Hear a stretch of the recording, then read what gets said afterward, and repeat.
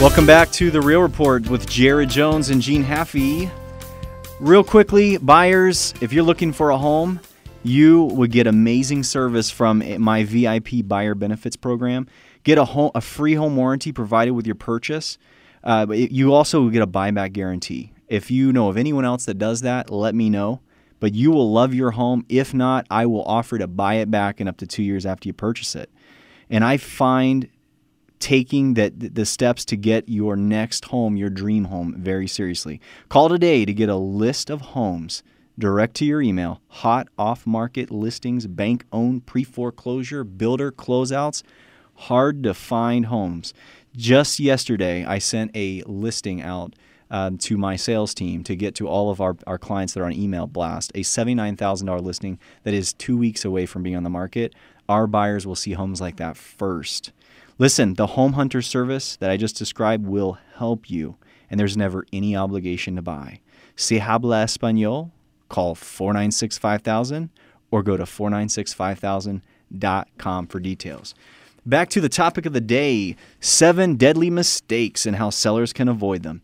We talked in the first segment about picking the wrong buyer, how it becomes a huge casualty to your sale, cost you time, cost you money through revised appraisals, getting cut back, costing your net from what you'll take from sale thousands of dollars. And I think just basically just kind of in a closing statement, there was a popular company in the nation and in the entire U.S. nation. It's a very large company that was surveyed that said that they're seeing 3/4 of their transactions affected. Their sales are affected by appraisals now. I asked my sales team recently in a sales meeting. It was the entire room said, we have our deals being messed up by appraisals not coming in where they need to be. In any given month, 10% of the National Association of Realtors members see a sale die because of a low appraisal. So, the longer you take to get the right buyer in, you have to, you have a buyer, you think they're good, you have to cancel them, you come back to the market. The longer you stay on the market, the more stigmatized your property can become. So it's very important that you have a good strategy that comes off the right way all the way through the process. But moving on to number 2, poor timing. Poor timing. One of the principal mission statements of this show is to arm you. It's not to transfer a crystal ball into the audience. Because if I had a crystal ball, I would not sell real estate, nor would I even probably buy real estate, because I would just be telling everyone what's coming, and that might navigate me into other businesses. But without that being said, we can arm you with what you need to know to time the market right. Now, one thing you need to know is that as a seller, and 70% of you listening to this show, if you own a home, is underwater. Those are the statistics. Now, additionally, many of you are finding yourself in a position where either you've stopped making payments or you potentially might have to stop making payments in the future. And the can is being kicked down the road. And one thing that I really, really want to convey to you is that if you missed the show last week, go on to 970's website. You get a large forecast of the future of what can happen and what's happening in the market so far to create a market like it is. So you got all these homes that are just being pent up that the banks will have to release. And in Vegas, as we told you last week, 70 to 80,000 homes are still in distress that are in the background that need to be brought forward. Now, based on the last couple of years, it will take us anywhere from 3 to 5 years at a very high volume of homes coming into the market for us to sell through all that. When you have that many homes on your street going up for sale against yours, I can tell you this with certainty. When you have more homes competing with an underwater home, most buyers, and you can look this up and do your own homework, most buyers in the market, you buyers out there, know that ideally you will want a quicker transaction, not a longer transaction. And a lot of times you're not going to pick the short sale first. So those of you that are underwater and you are in a position where you're trying to balance out throwing more money at bad money and you just feel, you're just overwhelmed. You've got a real situation that you need to map out and decide what you're going to do. The reality is Vegas has a whole lot of inventory that has to come through the channel. I can tell you this. If there is more supply on your street for sale at the same time you're trying to relinquish an underwater home, you can create a situation where it'll take longer to sell. It will sell for less money, which means the lender will then have a larger scale of loss. When the lender has a larger scale of loss, you have a potential transfer of much more liability looming over your head. So anytime when you have this position where you have to consider an underwater home, timing of the market is critical. Right now, and for the next maybe 45 days of the foreseeable future that you can see, 45 days to maybe 60 days is forecastable, most likely be very tight in the market. But waiting beyond a period where there's more saturation will absolutely complicate your sale. And I highly recommend that you raise your hand to a great agent and a great team, accompanying that with legal compatibility of getting information from that component, legal advice, tax advice. And that's a huge thing. But waiting the timing through can absolutely complicate how you come off with the sale of your home when you are underwater. So another thing with timing on the other side, you say, Jared, I'm just an investor. I'm not underwater. I paid cash.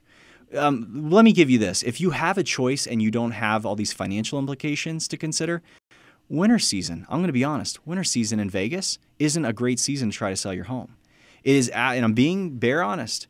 Now, if you have a fantastic agent who can hand you a list of buyers who already want your home, you can reverse demand. And when an agent, someone wants to meet with me to sell their home, I walk in and hand them a list of buyers in waiting and do a free search and match for them to help them unload their home quicker.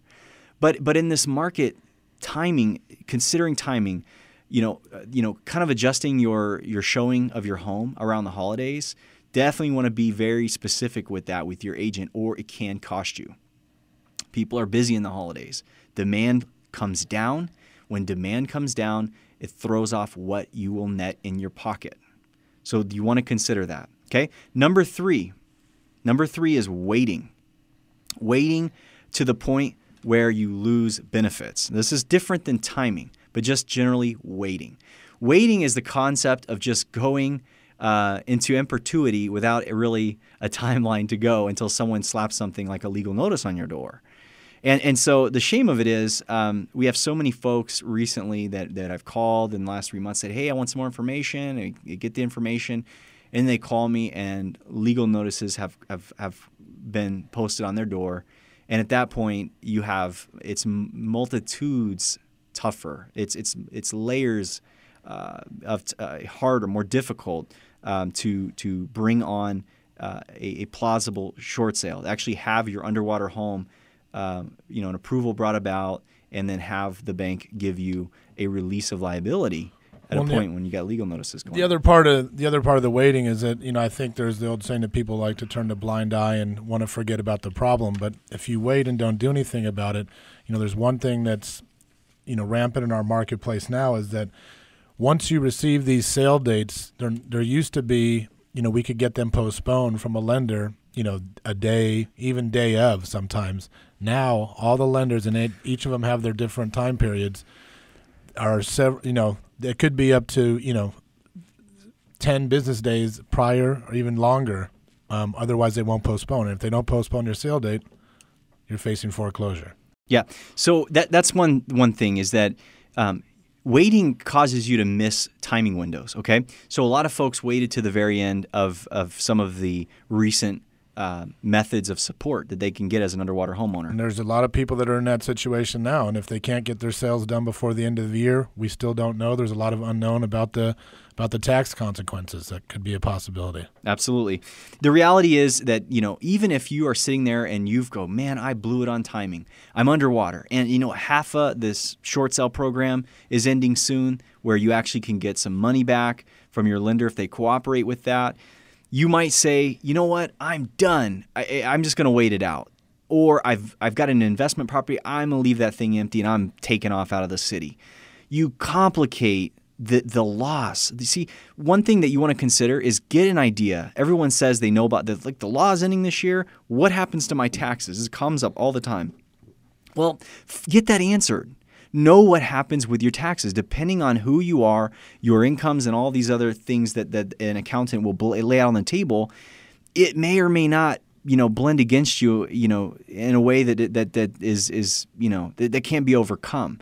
But you definitely need to balance out your liability in the situation. So going into next year, what will remain is your liability of that debt.